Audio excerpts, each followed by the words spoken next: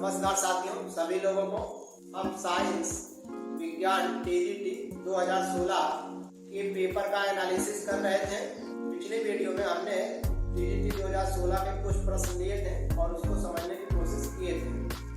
आज हम टीजीटी 2016 में जो पेपर हुआ था उसके कुछ और क्वेश्चन लेते हैं और उसको समझने की कोशिश करते हैं। तो चलिए देखते हैं क्वेश्चन नंबर 5। एक 2.5 किलोग्राम लोहे की एक गेंद का व्यास 1.25 किलोग्राम एल्युमिनियम के गेंद के जितना ही है। कह रहा है दोनों का जो व्यास है वो सेम है, एल्युमिनियम का और लोहे के गेंद का। इन गेंदों को एक चट्टान से गिराया जाता है, उसके जमीन पर गिरने से ठीक पहले उनका क्या समान होगा। तो एल्युमिनियम का गेंद 1.25 किलोग्राम का है और लोहे का गेंद 2.5 किलोग्राम का है। करा व्यास समान है और एक चट्टान से दोनों गेंद गिराए जाते हैं। करा पृथ्वी पे पहुंचने से ठीक पहले उनका क्या समान होगा। तो आंसर है उनका त्वरण समान होगा, क्योंकि दोनों पर गुरुत्वीय त्वरण जी ही कार्य कर रहा होगा। इसलिए इस क्वेश्चन का सही जवाब क्या है, ऑप्शन नंबर ए है। वह उपयुक्त अभिक्रिया जो बेंजीन को टॉलुईन में बदलती है। तो कहा क्या एल्डोज संघनन बदलता है, क्या हाइड्रोजनीकरण और योगात्मक अभिक्रिया बदलता है, क्या फ्रीडल क्राफ्ट अल्काइलीकरण बदलता है, इनमें से कोई नहीं। तो इस क्वेश्चन का सही जवाब क्या है, तो आंसर है फ्रीडल क्राफ्ट अल्काइलीकरण द्वारा बेंजीन को किसमें कन्वर्ट किया जाता है, टॉलुईन में कन्वर्ट किया जाता है। ध्यान समझिएगा कैसे। देखिए बेंजीन है C6H6, इसका जब रिएक्शन एल्किल हैलाइड RH से कराया जाता है निर्जल AlCl3 की उपस्थिति में, तो आप जानते हो कि यहाँ पर बेंजीन पे हाइड्रोजन होता है, तो एक क्लोरीन आएगा और इस हाइड्रोजन को लेके क्या हो जाएगा, अलग हो जाएगा। तो कंपाउंड HH बन जाएगा और R समूह यहाँ लग जाएगा। ये बेंजीन में R समूह यहाँ लग जाएगा। इस तरीके से एल्किल बेंजीन का फॉर्मेशन हो जाएगा। ध्यान से R है एल्किल समूह। अगर यहाँ पर आप CH3 लेते हैं एल्किल समूह पे, तो यहाँ पर क्या R का साथ आएगा, CH3, और इसी को क्या बोलते हैं, इसी को टॉलुईन बोलते हैं। आप जानते हो जब बेंजीन के ऊपर CH3 लग जाता है टॉलुईन, जब बेंजीन रिंग के ऊपर OH लग जाता है तो अल्कोहल बोल देते हैं, जब NH2 लग जाता है एमीन बोल देते हैं। तो इस तरीके से टॉलुईन का फॉर्मेशन हो जाता है। तो यानी कि इस क्वेश्चन का सही जवाब है फ्रीडल क्राफ्ट अल्काइलीकरण द्वारा। ध्यान देना, फ्रीडल क्राफ्ट अभिक्रिया में उत्प्रेरक के रूप में AlCl3 यूज होता है। तो फ्रीडल क्राफ्ट अभिक्रिया में AlCl3 इलेक्ट्रॉन स्नेही का काम करता है। किसका काम करता है, इलेक्ट्रॉन स्नेही का। जल्दी इलेक्ट्रॉन स्नेही पे हम वीडियो बनाएंगे। तो इलेक्ट्रॉन स्नेही का काम करता है। एक और इंपॉर्टेंट पॉइंट है, ध्यान देना, ये किसका है, अगर एक बेंजीन के ऊपर NH2 लग जाता है इसको एनिलीन बोलते हैं। एनिलीन जो है ये फ्रीडल क्राफ्ट अभिक्रिया नहीं देता है। एनिलीन फ्रीडल क्राफ्ट अभिक्रिया नहीं देता। तो आंसर है एनिलीन फ्रीडल क्राफ्ट अभिक्रिया नहीं देता। तो आंसर है क्यों नहीं देता है, इसका रीजन है क्योंकि एनिलीन में जो NH2 समूह है और फ्रीडल क्राफ्ट अभिक्रिया में जो AlCl3 है, ये दोनों मिलकर साल्ट बना लेते हैं, लवण का फॉर्मेशन कर लेते हैं। क्योंकि NH2 यहाँ क्षार का काम करता है और AlCl3 यहाँ किसका काम करता है, तो आंसर है लुईस अम्ल का काम करता है। इसलिए NH2 और लुईस अम्ल मिलकर साल्ट का फॉर्मेशन कर लेते हैं। इसीलिए एनिलीन जो है, एनिलीन ये फ्रीडल क्राफ्ट अभिक्रिया नहीं देता है।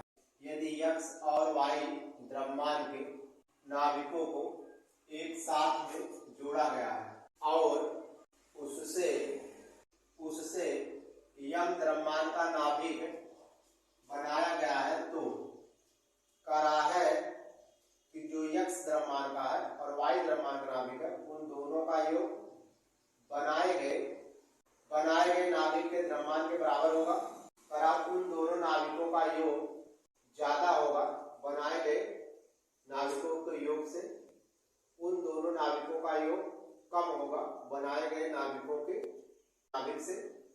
जो नया नाभिक बना और जो पहला नाभिक था उनका दोनों का योग इस वाले Y द्रव्यमान वाले नाभिक के बराबर है।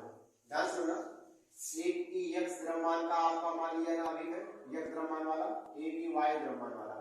ये दोनों जोड़ के एक नाभिक क्रिएट किया जा रहा है। दो नाभिक कब आपस में मिलेंगे, नाभिक तब आपस में मिलेंगे जब उनका द्रव्यमान, वो अपने द्रव्यमान को घटाने के लिए या कैसे अपने एनर्जी लेवल को कम करने के लिए दो नाभिक एक दूसरे में कंबाइन होते हैं। क्योंकि अलग अलग है तो इनकी एनर्जी ज़्यादा खर्च हो रही है, जब मिल जाएंगे तो एनर्जी कुछ कम खर्च होगी, इसलिए दो नाभिक मिलते हैं। और जब दो नाभिक आपस में मिलते हैं तो उनका जो द्रव्यमान यम है, उनके अलग अलग नाभिकों के योग से क्या होता है, कम होता है। कहने मतलब दोनों नाभिक का योग जो होगा, वो जो नया नाभिक बना, दोनों नाभिक का जो योग होगा, वो जो नाभिक आपका जो क्रिएट किया उससे ज्यादा होगा। यानी कि जो नाभिक बना उसका द्रव्यमान दोनों अलग अलग नाभिकों के योग से क्या होगा, कम होगा। या वैसे कह सकते हो दोनों के नाभिकों का जो योग होगा एक्स वाई का, वो ज्यादा होगा बनाए गए नए नाभिक के द्रव्यमान से। यानी कि इस क्वेश्चन का सही जवाब क्या है, आंसर है ऑप्शन नंबर बी है। लेग्रांजी सेल और डेनियल सेल इनके उदाहरण है। दोनों शुष्क सेल है, पहला ऑप्शन। दोनों गीले सेल है, शुष्क सेल गीले सेल है, यानी कि लेग्रांजी सेल शुष्क सेल है और डेनियल सेल गीले सेल है। ये चार ऑप्शन है, इनमें से सही जवाब आपको बताना है। ध्यान समझिएगा, इस क्वेश्चन का सही जवाब है ऑप्शन नंबर सी। लेग्रांजी सेल जो होता है शुष्क सेल होता है और डेनियल सेल जो होता है वो क्या होता है, गीला सेल। या आप कहते हो गीला सेल कहते हैं डेनियल सेल को। ध्यान देना, अगर हम इसके बारे में बात करें लेग्रांजी सेल, तो इसमें फर्स्ट पॉइंट है लेग्रांजी सेल को शुष्क सेल के नाम से जाना जाता है, शुष्क सेल के नाम से जाना जाता है। दूसरा पॉइंट इसमें क्या है, ध्यान सुना, दूसरा पॉइंट है इसका उपयोग रेडियो में, घड़ियों में, टार्च में आदि में होता है, टार्च आदि में होता है। तो उपयोग कहाँ होता है, रेडियो में, घड़ी में, टार्च में। कौन सा सेल यूज होता है, तो आंसर है लेग्रांजी सेल यूज होता है। इसमें जो एनोड होता है, एनोड वो जिंक का बना होता है और कैथोड जो होता है वो कार्बन ग्रेफाइट। ध्यान दीजिएगा, लेग्रांजी सेल में एनोड जिंक का बना होता है, कैथोड कार्बन या ग्रेफाइट का बना होता है, कैथोड कार्बन या ग्रेफाइट का बना होता है। और ये जो कैथोड होता है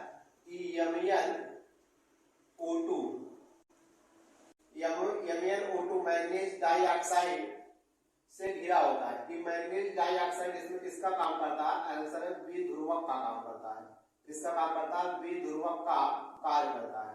इसमें जो वैद्युत अपघट्ट के रूप में लेग्रांजी सेल में वैद्युत अपघट्ट क्या भरा जाता है, तो वैद्युत अपघट्ट NH4Cl ZnCl2 जो होता है, जिंक क्लोराइड और नौसादर अमोनियम क्लोराइड, ये किसका काम करता है, वैद्युत अपघट्ट का काम करता है। लेग्रांजी सेल का जो विभव होता है 1.5 वोल्ट होता है। कितना होता है, 1.5 वोल्ट होता है।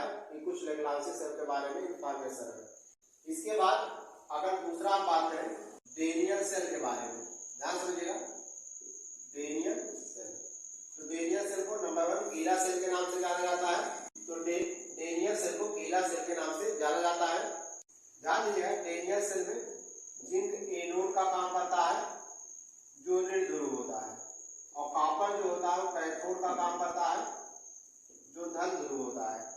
और डेनियल सेल एक प्रकार का क्या होता है, तो आंसर है गैल्वेनिक सेल होता है, जो आपको ध्यान रखना है। ध्यान दीजिएगा, इसके बाद एक सेल और इसी में समझ लेते हैं, मर्क्यूरी सेल। इसमें ध्यान देना, जिंक मर्क्यूरी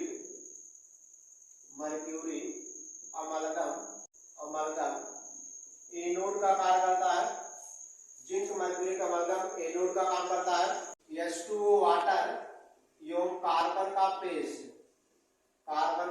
पेस्ट, ये किसका काम करता है, तो ये करता है कैथोड का काम। किसका काम करता है, कैथोड का काम। आप जानते हो एनोड वह होता है जिस पर ऑक्सीकरण होता है, कैथोड वह होता है जिस पर क्या होता है, तो आंसर है अपचयन होता है। मर्क्यूरिक सेल में वैद्युत अपघट्ट के रूप में क्या होता है, तो वैद्युत अपघट्ट KOH व ZnO का पेस्ट, KOH व ZnO का पेस्ट किसका काम करता है, इसमें मर्क्यूरिक सेल में वैद्युत अपघट्ट का कार्य करता है। इस मर्क्यूरिक सेल का जो सेल विभव होता है, इसका सेल विभव 1.35 वोल्ट होता है। कितना होता है, 1.35 वोल्ट होता है। तो ये मर्क्यूरिक सेल के बारे में कुछ इंफॉर्मेशन है जिसको आपको ध्यान रखना है। इसके इसके बाद एक से और जो एनसीईआरटी में दिया है वो दिया है सीसा संचायक सेल। सीसा संचायक सेल क्या है, इसमें ध्यान देना एनोड जो होता है, एनोड लेड पीबी से बना होता है और जो कैथोड होता है कैथोड उल्लेट डाइऑक्साइड PbO2 से बना होता है, PbO2 से। ध्यान देना इसमें वैद्युत अपघट के रूप में क्या होता है, तो वैद्युत अपघट के रूप में 38% सांद्रता का क्या भरा जाता है, H2SO4 भरा होता है। तो 38% सांद्रता वाला H2SO4 जो होता है उस सीसा संचायक सेल में किसका काम करता है, आंसर है वैद्युत अपघट का कार्य करता है। ध्यान दीजिएगा सीसा संचायक सेल में जो एनोड होता है ये ऋण ध्रुव होता है और जो कैथोड होता है वो क्या होता है, धन ध्रुव की भांति काम करता है, या कैथोड धन PbO2 धन ध्रुव की भांति काम करता है और एनोड जो होता है लेड वो ऋण ध्रुव की भांति काम करता है। तो सेल से संबंधित ये कुछ इंफॉर्मेशन थे जिसको हमने समझाया। सवाल हमारा क्या था, लेग्रांसी सेल और डेनियल सेल किसके उदाहरण है, तो लेग्रांसी सेल को शुष्क सेल कहा जाता है, डेनियल सेल को गीला सेल कहा जाता है। लेग्रांसी सेल और डेनियल सेल से जितनी भी बातें थी हमने सब बातें किया। तो इस क्वेश्चन का सही जवाब ऑप्शन नंबर सी। ध्यान दीजिएगा कारण निम्नलिखित में वह जो लौह चुंबकत्व को दर्शाता है, क्या एल्युमिनियम लौह चुंबकत्व दर्शाता है, लौह चुंबकत्व दर्शाता है, क्या जिंक दर्शाता है, क्या कोबाल्ट दर्शाता है। तो ध्यान दीजिएगा लौह चुंबकत्व का वो किसमें पाया जाता है, तो आंसर कोबाल्ट में पाया जाता है। लौह चुंबकत्व कुछ और मटेरियल लौह चुंबकत्व दिखाते हैं, लौह चुंबकत्व या फिर लोहा में भी लौह चुंबकत्व का गुण पाया जाता है।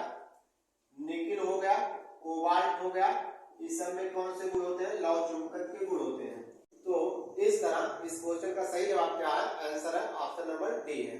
ध्यान दिया खाना पकाने के बर्तनों के हैंडल हेतु आदर्श पदार्थ में यह होना चाहिए, बड़ी उष्मा क्षमता व छोटी चालकता होना चाहिए, छोटी उष्मा क्षमता व बड़ी चालकता होना चाहिए, छोटी उष्मा क्षमता और छोटी चालकता होनी चाहिए। ध्यान दीजिएगा जो खाना पकाने वाले बर्तन होते हैं जिसको आप हाथ से पकड़ के बर्तन को उतारते हो, जिसको आप हाथ से पकड़कर कोई चीज क्रिएट कर रहे हो या बनाते हो, उसका जो हैंडल होता है वो हैंडल में क्या आदर्श गुण होना चाहिए, तो ध्यान देना तो इसका बड़े उष्मा क्षमता उसमें होना चाहिए, मतलब उष्मा को सह पाए, और दूसरी छोटी चालकता यानी कि उसमें उष्मा एनर्जी फ्लो ना कर पाए।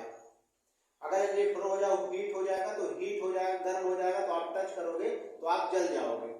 तो कहने का मतलब ये है उसकी उस हैंडल की बड़ी उष्मा क्षमता होना चाहिए, ज्यादा से ज्यादा एनर्जी को सह पाए, और उसकी छोटी चालकता होनी चाहिए। यानी कि इस क्वेश्चन का सही जवाब है ऑप्शन नंबर ए। ध्यान समझिएगा निम्नलिखित में कौन सा सर्वाधिक अम्लीय है, क्या मोनोक्लोरो एसिटिक अम्ल सर्वाधिक अम्लीय है, क्या डाइक्लोरो एसिटिक अम्ल सर्वाधिक अम्लीय है, क्या ट्राइक्लोरो एसिटिक अम्ल सर्वाधिक अम्लीय है, क्या एसिटिक अम्ल सर्वाधिक अम्लीय है। तो ध्यान देना इसमें से सर्वाधिक अम्लीय जो होता है ट्राइक्लोरो एसिटिक अम्ल होता है। अभी क्यों होता है, तो इसका एक्सप्लेनेशन प्रेरक प्रभाव इंडक्टिव इफेक्ट से किया जाएगा। ध्यान देना क्योंकि ट्राइक्लोरो एसिटिक अम्ल -I इफेक्ट दिखाता है, इन सब में सबसे ज्यादा -I इफेक्ट -I प्रभाव कौन दिखाएगा, ट्राइक्लोरो एसिटिक अम्ल दिखाता है। इसलिए ट्राइक्लोरो एसिटिक अम्ल क्या होता है, आंसर है सर्वाधिक अम्लीय होता है। आप जानते हो कि जो -I इफेक्ट ज्यादा दिखाते हैं वो अधिक एसिडिक होते हैं, क्योंकि इन सब में सबसे ज्यादा -I इफेक्ट ट्राइक्लोरो एसिटिक अम्ल दिखाएगा, इसलिए सबसे ज्यादा क्या होता है, आंसर है अम्लीय होता है। इस प्रकार इस क्वेश्चन का सही जवाब होगा ऑप्शन नंबर क्या, आंसर है सी। ध्यान समझिएगा पिछला क्वेश्चन क्योंकि प्रेरक प्रभाव पे था, इसलिए हम प्रेरक प्रभाव के बारे में थोड़ा सा बात कर लेते हैं। ध्यान देना पहला पॉइंट, प्रेरक प्रभाव एक अस्थायी प्रभाव होता है। ये भी एग्जाम में आया हुआ क्वेश्चन है, अगली बार TET 2021 उसमें आया था कि प्रेरक प्रभाव एक क्या होता है, अस्थायी प्रभाव होता है, पहला चीज। दूसरा प्रेरक प्रभाव है क्या चीज, कार्बन की क्या है, रिंग है, एक सीधी श्रृंखला है, और यहाँ पर हमने एक हाइड्रोजन जोड़ दिया यस। ये जो हाइड्रोजन है क्योंकि हाइड्रोजन की वैयुदात्मकता कार्बन से अधिक होती है, इसलिए जो इस साझे का इलेक्ट्रॉन होगा बीच का जिसको अपनी तरफ अट्रैक्ट करेगा, जब ये सार्वजनिक इलेक्ट्रॉन को अपनी तरफ अट्रैक्ट करता है तो इसमें आंशिक ऋणावेश, आंशिक मतलब थोड़ा सा चार्ज, टूटेगा बॉन्ड नहीं लेकिन थोड़ा सा अपनी तरफ ज्यादा इलेक्ट्रॉन शिफ्ट किए रहता है, इसलिए हम कहते हैं इस पे आंशिक ऋणावेश आता है। तो इस पे आंशिक धनावेश आ जाएगा। जब इस पे आंशिक धनावेश आएगा क्योंकि ए वाला कार्बन इस वाले हाइड्रोजन के समीप है, इसलिए इसके प्रभाव कारण इसके इलेक्ट्रॉन को भी थोड़ा सा अपनी तरफ अट्रैक्ट करेगा। तो इस पे हमने कहा आंशिक में प्लस आए, दो डेल्टा लगाने का मतलब क्या है, दो डेल्टा लगाने का मतलब यहाँ जितना ये अट्रैक्ट हुआ है इसका इफेक्ट उतना इस पे नहीं पड़ा, कुछ कम पड़ा, इधर और थोड़ा कम होता जाएगा, 3 बना दिया, इस पे और कम होता जाएगा, इस तरीके से इफेक्ट कम होता जाएगा। कहने का मतलब ये इलेक्ट्रॉन को जो खींच रहा अपनी तरफ, तो इस पे आंशिक थोड़ा सा इलेक्ट्रॉन को शिफ्ट करके अपनी तरफ ज्यादा रख रहा है, और इसका ये जो प्रभाव है इस रिंग पर आपका जो है पहुंच जा रहा है या पूरे कार्बन पे इसका प्रभाव पड़ रहा है। तो इस तरीके के इफेक्ट को, इस तरीके के प्रभाव को हम क्या कहते हैं, आंसर है प्रेरित प्रभाव कहते हैं। ऐसा भी हो सकता है, ये तो मान लीजिए इस ग्रुप को बोलते हैं इलेक्ट्रॉन आकर्षित करने वाला ग्रुप, इलेक्ट्रॉन आकर्षित करने वाला ग्रुप, इलेक्ट्रॉन आकर्षित करने वाला समूह। ऐसा भी हो सकता है कि मान लीजिए कार्बन की रिंग थी और यहाँ पर कोई एक अनदर मटेरियल लग गया जिसकी इलेक्ट्रोनेगेटिविटी इस कार्बन से कम है, मतलब इस Y की वैल्यूआत्मकता, यहाँ X की वैल्यूआत्मकता कार्बन से ज्यादा थी, यहाँ Y की जो वैल्यूआत्मकता है कार्बन से क्या है, कम है, तो कार्बन Y के इलेक्ट्रॉन को अपनी तरफ अट्रैक्ट करेगा, अपनी तरफ खींचेगा, तो इस पे आंशिक ऋणावेश, इस पे आंशिक धनावेश आएगा, और ये ऋणावेश धीरे धीरे इसमें डबल ऋणावेश आएगा, इस तरीके से डिस्ट्रीब्यूट होगा। तो इसी प्रभाव को हम क्या कहते हैं, प्रेरित प्रभाव कहते हैं, आंसर है इंडक्टिव इफेक्ट कहते हैं। यहाँ Y जो है इलेक्ट्रॉन दाता समूह है, इलेक्ट्रॉन देने वाला, इलेक्ट्रॉन दाता, तो कार्बन थोड़ा सा ज्यादा शिफ्ट करके इस Y के इलेक्ट्रॉन को रख रहा है, क्योंकि कार्बन की वैल्यूआत्मकता क्या है, तो आंसर है ज्यादा है। तो ये जो प्रभाव इस चेन पे शिफ्ट होने लग रहा है, इसका या इसका, इसी को हम क्या कहते हैं, आंसर है प्रेरित प्रभाव, इंडक्टिव इफेक्ट कहते हैं। ध्यान दीजिएगा ये प्रेरित प्रभाव दो तरीके का होता है, एक होता है माइनस आई प्रभाव और एक होता है प्लस आई प्रभाव। ध्यान दीजिएगा जब इस कार्बन चेन से कोई अधिक विद्युत वाला परमाणु जुड़ा हुआ हो तो इलेक्ट्रॉन को अपनी तरफ ज्यादा शिफ्ट करेगा, तो इस चेन पे आंशिक धनावेश डेवलप होने लगेगा। ये जो इफेक्ट है इस प्रभाव को बोलते हैं माइनस आई प्रभाव। क्या कहते हैं, तो आंसर है माइनस आई प्रभाव कहते हैं। ध्यान दीजिएगा जब इस कार्बन चेन से इलेक्ट्रॉन दाता समूह रखा है तो कार्बन अपनी तरफ इलेक्ट्रॉन को खींचेगा या कहते हैं इलेक्ट्रॉन को डोनेट करेगा इधर, तो इस तरीके से जो इसमें इफेक्ट आता है, इस इफेक्ट को कहा जाता है प्लस आई इफेक्ट, प्लस आई प्रभाव। प्लस इसलिए कहा जा रहा है क्योंकि इसके कहीं ना कहीं आपका जो है धन वृत्ति लक्षण दिखाने का कैरेक्टर है, इलेक्ट्रॉन डोनेट कर रहा है, जो इलेक्ट्रॉन डोनेट करने की टेंडेंसी में होती है उसको लिए हम प्लस, उसमें प्लस चार्ज आते हैं, इलेक्ट्रॉन को खींच रहा है इसलिए हम माइनस आई प्रभाव इसको कहा गया, इसको प्लस आई प्रभाव कहा गया। यहाँ पर बॉन्ड का विदलन नहीं हो रहा, ध्यान समझिएगा, बॉन्ड टूट नहीं रहा है, इलेक्ट्रॉन को थोड़ा सा अपनी तरफ ज्यादा शिफ्ट किए हुए रखा, थोड़ा सा अपनी तरफ ज्यादा रखे हुए है, ये वाला चेन इस इलेक्ट्रॉन को, वाई वाले इलेक्ट्रॉन को थोड़ा सा अपनी तरफ ज्यादा शिफ्ट किए हुए है, या आप कैसे करके रखा हुआ है, तो इस प्रकार के इफेक्ट को हम प्रेरित प्रभाव बोलते हैं। अब यहाँ से आपको दो बातें याद रखना है, अगर मैं माइनस आई प्रभाव का क्रम, माइनस आई प्रभाव का क्रम आपको ध्यान रखना है कि माइनस आई प्रभाव दिखाने वालों का कुछ क्रम है। सबसे ज्यादा माइनस आई प्रभाव NF3 दिखाएगा, फिर NR3 दिखाएगा, तब NS3 दिखाएगा, N3 देख रहे हो, फिर NO2 दिखाएगा, फिर CN दिखाएगा, C और N में ट्रिपल बॉन्ड होगा, फिर SO3 दिखाएगा, फिर देखो CHO यानी कि एल्डिहाइड समूह, फिर CO कीटोनी समूह, फिर COOH कार्बोक्सिल समूह, फिर COCl, फिर COOR, फिर उससे फिर F दिखाएगा, फिर Cl दिखाएगा, फिर Br दिखाएगा, फिर I दिखाएगा, फिर OR दिखाएगा एलॉक्सी समूह, तब आता है OH यानी कि एल्कोहल, यानी कि आप कह सकते हो माइनस आई इफेक्ट OR ज्यादा दिखाएगा एल्कोहल से, फ्लोरीन ज्यादा माइनस आई इफेक्ट दिखाएगा एल्कोहल से, तब C ट्रिपल बॉन्ड Cl दिखाएगा, तब NH2 समूह दिखाएगा, तब बेंजीन दिखाएगा, तब Cl डबल बॉन्ड दिखाएगा, और तब यह दिखाएगा। ये माइनस आई प्रभाव का कुछ क्रम है। ध्यान दीजिएगा, इससे ज्यादा आपको किसी किताब में नहीं मिलेगा।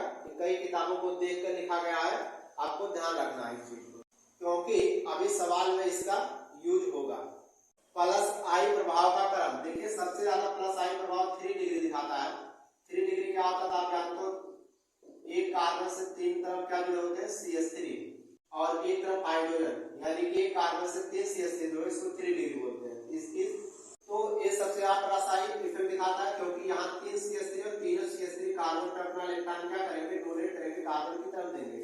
इसके बाद 2 डिग्री दिखाता है। 2 डिग्री आप जानते हो कि 2 CH3 जुड़े हो और एक हाइड्रोजन जुड़ जाए, इसको 2 डिग्री बोलते हैं। इसके बाद दिखाता है 1 डिग्री। 1 डिग्री का मतलब होता है जिसमें केवल एक CH3 समूह जुड़ा हो, 1 डिग्री। फिर आपका मेथिल CH3, या इसको आप 0 डिग्री भी बोल सकते हो। तो कभी कभी प्लस आई प्रभाव के इसी क्रम को पूछ लेता है। तो सबसे ज्यादा प्लस आई प्रभाव 3 डिग्री दिखाता है, फिर 2 डिग्री दिखाता है, फिर 1 डिग्री दिखाता है, फिर आपका मेथिल समूह दिखाता है। तो इस क्रम को आपको ध्यान रखना है। ऐसा क्यों, क्योंकि यहाँ 2 CH3 मिलकर आपका जो है कार्बन को इलेक्ट्रॉन डोनेट करेंगे, यहाँ एक अकेला डोनेट करेगा, यहाँ 3 CH3 करेंगे, इसलिए सबसे ज्यादा प्लस आई है। क्योंकि आप जानते हैं इलेक्ट्रॉन कार्बन की तरफ डोनेट हो रहा है, इसलिए कौन सा प्रभाव होगा, आंसर है प्लस आई प्रभाव होगा। ध्यान समझिएगा। इसके बाद क्वेश्चन है करा COOH, आप जानते हैं इसको फार्मिक अम्ल कहते हैं, CH3 COOH, करा दोनों में अधिक अम्लीय कौन है। ध्यान देना, जो अधिक माइनस आई प्रभाव दिखाएगा, अधिक माइनस आई प्रभाव, तो अधिक अम्लीय, वो क्या होगा, अधिक अम्लीय होगा।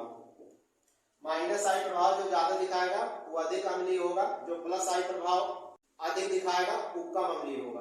तो पूछ रहा है इसमें से कौन अधिक अम्लीय है। देखो दोनों में COOH है, इसमें भी COOH, यानी कि दोनों कार्बोक्सिलिक है। तो यहाँ देखो लेकिन H है, यहाँ CH3, आप जानते हो CH3 कहीं ना कहीं इलेक्ट्रॉन का इस वाले कार्बन को डोनेट करेगा। देखो COOH है, इस CH3 है। CH3 में क्या होता है, इलेक्ट्रॉन डोनेट करने की टेंडेंसी होती है, कहीं ना कहीं इसकी तरफ इलेक्ट्रॉन डोनेट करेगा। इस प्रकार आप कह सकते हो इस CH3 COOH कौन सा प्रभाव दिखाएगा, आंसर प्लस आई प्रभाव दिखाएगा। यहाँ हाइड्रोजन उतना नहीं डोनेट करेगा COOH की तरफ इलेक्ट्रॉन, जितना ही कर रहा है, तो कहीं ना कहीं ये जो है कम प्लस आई प्रभाव दिखा रहा है। अगर ये कम प्लस आई प्रभाव दिखा रहा है, यानी कुछ हद तक माइनस आई प्रभाव, यानी कुछ हद तक माइनस आई प्रभाव शो करेगा, हम कह सकते हैं ये COOH अधिक अम्लीय होगा, CH3 COOH, यानी कि फार्मिक अम्ल एसिटिक अम्ल से क्या होता है, अधिक अम्लीय होता है। यानी कि यहाँ अम्लीयता का क्रम क्या होगा, A अधिक अम्लीय है B से। बात क्लियर हुआ। तो इस तरीके से क्वेश्चन बनाता है। देखिएगा इसके बाद क्या रहा है, ClCH2 COOH, HCCl2 COOH, इसके बाद CCl3 COOH, CH3 COOH acetic अम्ल। करा बताओ इसमें से अम्लीयता का क्रम कौन अधिक अम्लीय है, अम्लीयता का क्रम ध्यान से समझना। तो यहाँ देख रहे हो कि यहाँ 3 Cl है, Cl में क्या होता है, सब यहाँ Cl है। आप जानते हो F जो है ज्यादा माइनस आई फिर दिखाता है, फिर Cl होता है, फिर Br होता है, फिर I होता है। लेकिन क्योंकि अगर F किसी में होता तो सबसे ज्यादा हो जाता माइनस आई प्रभाव, लेकिन यहाँ सब में Cl है, ध्यान देना। लेकिन इसमें देखो 3 Cl है, 3 Cl मिलकर इस इलेक्ट्रॉन को खींचेंगे, तो कहीं ना कहीं ज्यादा इलेक्ट्रॉन, इस कार्बन के इलेक्ट्रॉन को 3 Cl मिलकर ज्यादा इलेक्ट्रॉन खींच पाएंगे। इसलिए हम कह सकते हैं कि ये वाला जो कंपाउंड है ये सबसे ज्यादा माइनस आई प्रभाव दिखाएगा। और अगर सबसे ज्यादा माइनस आई प्रभाव दिखाएगा तो जो सबसे ज्यादा माइनस आई प्रभाव दिखाते हैं वो अधिक अम्लीय होते हैं, इसलिए सबसे ज्यादा अम्लीय कौन होगा, C होगा। यहाँ देखो 2 का क्लोरीन है, तो क्लोरीन कार्बन एटम को खींच रहा होगा, उसके बाद आपका B वाला हो जाएगा, फिर क्या हो जाएगा, A वाला हो जाएगा, और फिर क्या होगा एसिटिक अम्ल CH3 COOH, यानी कि D वाला हो जाएगा। यानी कि इस क्वेश्चन का जो अम्लीयता का क्रम होगा CB8D होगा। ध्यान जाएगा क्वेश्चन है CH ट्रिपल बॉन्ड CH जिसको एसिटिलीन कहते हैं, CH2 डबल बॉन्ड CH2 जिसको एथिलीन कहते हैं, CH3 सिंगल बॉन्ड CH3 जिसको एथेन कहते हैं, और ये है क्या, बेंजीन। करा इसके क्या बताओ, अम्लीयता का क्रम बताओ। क्या बताना है, अम्लीयता का क्रम बताना है कि कौन सबसे ज्यादा अम्लीय है, कौन कम अम्लीय है। तो अभी आपको बताएगा माइनस आई प्रभाव का क्रम। तो उसमें अगर आप देखिए तो ट्रिपल बॉन्ड एसिटिलीन पहले आता था, उसके बाद क्या आता था, उसके बाद बेंजीन रिंग आता था, फिर आपका जो है क्या आता था, डबल बॉन्ड आता था, और सबसे लास्ट में यह आता था, यानी कि सिंगल बॉन्ड वाले सबसे लास्ट में आते थे। यानी कि आपका इसको एसिटिलीन जो होता है बेंजीन से ज्यादा अम्लीय होता है, याद रखना, बहुत इंपॉर्टेंट क्वेश्चन है। तो सबसे ज्यादा अम्लीय कौन होगा, ए होगा। क्यों? क्योंकि सबसे ज्यादा माइनस आई इफेक्ट दिखाता है, तो क्रम में सबसे पहले था, अभी हमने बताया था। फिर कौन आएगा, डी आएगा, यानी कि बेंजीन। फिर क्या होगा, तो आंसर है बी होगा। अगर आप उस क्रम को देखो माइनस आई प्रभाव का, तो डबल बॉन्ड बेंजीन के बाद आ रहा है, और फिर क्या होगा आपका जो है सी होगा, यानी कि एथेन होगा। तो यहाँ पर अम्लीयता का क्रम क्या होगा, सबसे ज्यादा अम्लीय ए होगा, यानी कि एसिटिलीन, फिर डी बेंजीन, फिर आपका जो है बी एथिलीन होगा, फिर क्या होगा ए, आंसर है एथेन होगा। तो ई अम्लीयता का क्या है, क्रम है। ध्यान दीजिएगा, H2O वाटर, C2H5OH यानी कि एथेनॉल, और CH ट्रिपल बॉन्ड CH यानी कि एसिटिलीन। इसमें पूछा अम्लीयता का क्रम क्या होगा,